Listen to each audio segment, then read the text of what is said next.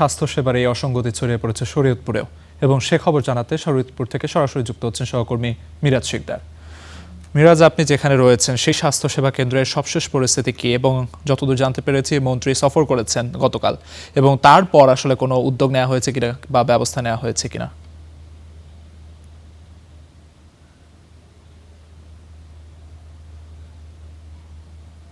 জি আলিফ, আপনাকে ধন্যবাদ। এই মুহূর্তে আমি রয়েছি শরীয়তপুর যে সদর হাসপাতালটি রয়েছে সেই হাসপাতালটিতে। আপনি দেখতে পাচ্ছেন যে আমার পেছনে কিন্তু লোহা দিয়ে ঠেক দিয়ে রাখা হয়েছে এই ছাদের ভবনটির ছাদের অংশ।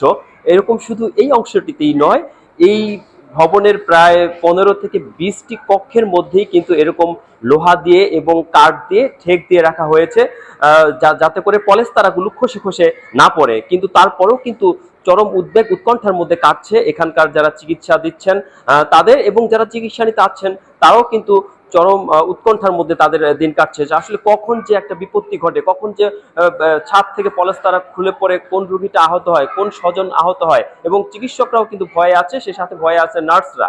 এবং কি আমি যেটা আপনারা জানলেন যে গতকালকে কিন্তু স্বাস্থ্যমন্ত্রী স্বাস্থ্যমন্ত্রী কিন্তু এই সফরে এসেছিলেন, জটিকা সফরে এসেছিল শরীয়তপুরের যে ভেদেরগঞ্জ উপজেলা স্বাস্থ্য কমপ্লেক্সটিতে।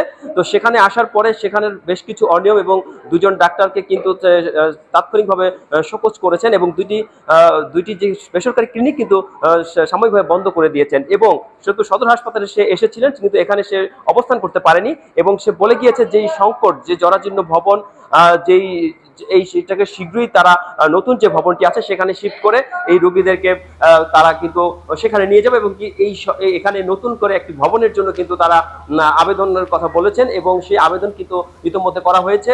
এবং গণপূর্ত বিভাগ জানিয়েছে যে তারা সেই আবেদনটা ইতোমধ্যে তারা কিন্তু ঊর্ধ্বতন কর্তৃপক্ষের কাছে প্রেরণ করেছেন, এবং তারা আশা করছেন অতি শীঘ্রই কিন্তু তারা একটি ভবন পাবে। আমি যদি মিরাজ, আপনাকে অসংখ্য ধন্যবাদ।